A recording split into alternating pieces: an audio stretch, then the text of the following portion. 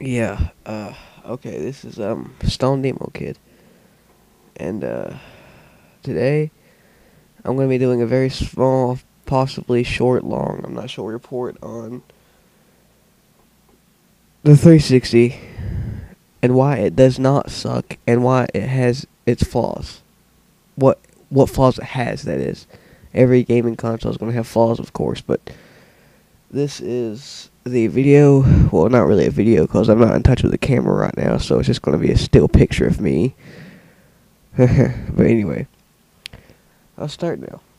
A lot of people have been complaining that the 360 gets the red ring of death. This is true, but I do believe they fixed this. The Xbox I have now, I've had 4 Xboxes, but I love the console. I like the PS3, but that's a different video. Anyway, 360 will get the red ring of death if it's on for a very long time, or it would, because it was rushed to meet the demands of its release date, and it's caused problems. The soldering was bad, and it's happened to me like 3 times maybe, but I mean I got through it. I got another Xbox. Some of them were unfixable, and I took it apart and actually fixed it myself once or twice because I couldn't get Microsoft to help me out because apparently my physical address didn't exist on the earth.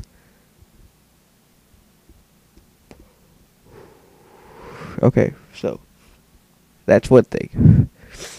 Disk reading errors. I've only encountered them a few times, and usually that is because my disk is either scratched or dirty or smudged. I will admit, I try to take the best care of all my discs that I can to keep them in their original cases, but sometimes things can get out of hand.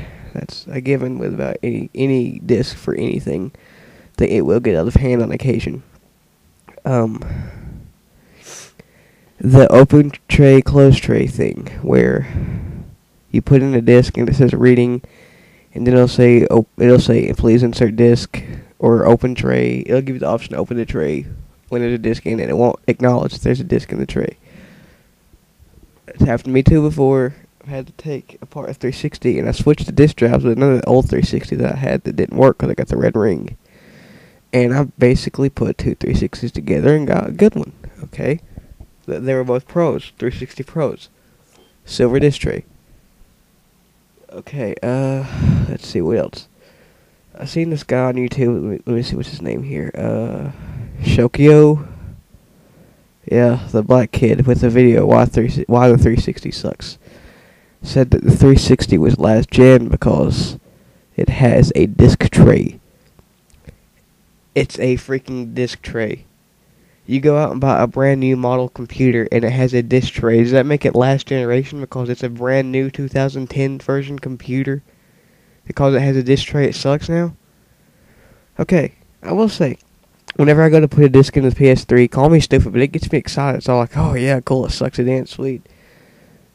I go to put in a disc in a 360. Open the disc tray, put the game in there, simple as that.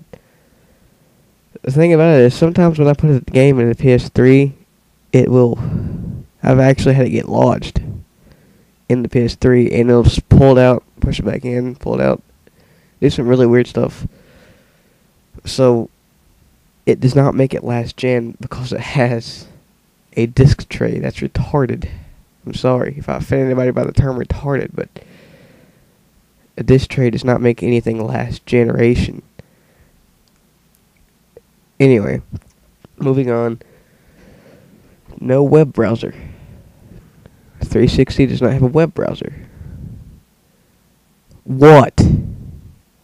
Since when should a gaming console for video games that you play with a controller have a internet browsing program on it?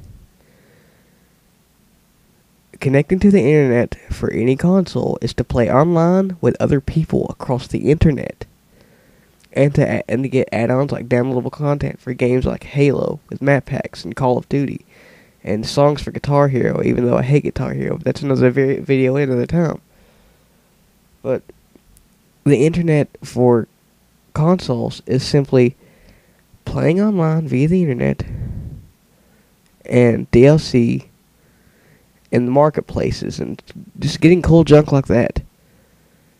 It's not for browsing. There is a computer for that. That's why I went on about the whole next-gen computer having a disk tray. Yeah, that's why I went on about that. There's a computer beside most people's game consoles.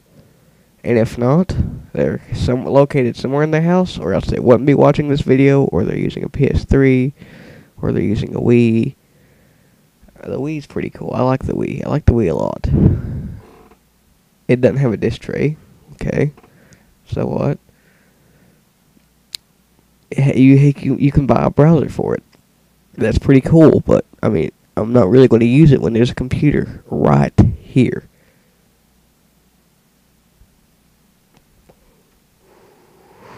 Okay, another standpoint. I'm sorry, I just can't get out the subject of why people go on about a freaking video game console not having a internet web browser. It's a video game console. How stupid do you have to be to not realize that you don't have to have a web browser on a video game console? Alright, anyway, moving on. This guy talked about a lot of stuff. This Shokio guy, I guess that's how you pronounce his name. I don't know. Don't really care. He was talking about the power brick for the 360 and how it's connected to the how it connects directly to the power outlet, and then you plug in the cord, plug into the 360. Convenient. I love it. I love it. Good idea. Instead of having to put it inside the 360 and make it gargantuan, pyramid size huge like the PS3 is. It's PS3's huge. It's absolutely massive. Okay. That is because the power brick is inside of the PS3. It's inside of the PS3. Not outside of it, not external, it's internal. It's huge. This thing is what... I'm not really sure what entirely it does. I mean, I know that it helps the power get through at an even rate. I know that I guess it may help the 360 from being overheated. I guess it improves... I'm not sure what it does. But I know if we didn't have it, things would go wrong. I know that much, or else it wouldn't be there. But I'm glad it's external and not internal. Because I don't want to... Because sometimes I'll end up taking my 360 to my friend's house and we'll be playing on separate TVs. You know, Call of Duty, you know, sweet, you know. Another thing I don't like about the PS3 is that the freaking hard drive is internal. I go to a friend's house, I'd have to take my whole PS3 with me. Go to a friend's house, I'd pop out my hard drive, take it with me, bada bing, bada boom, I'm there. Now, one thing I think is cool about the PS3 that the 360 does not have is the rechargeable controllers. And the Xbox has that. It's just an add-on accessory. I think you get it with an Elite. I'm not sure. I don't have an Elite. My neighbor has an Elite. But I've never really been apt to ask him if it comes with it. I'm pretty sure it does, though. But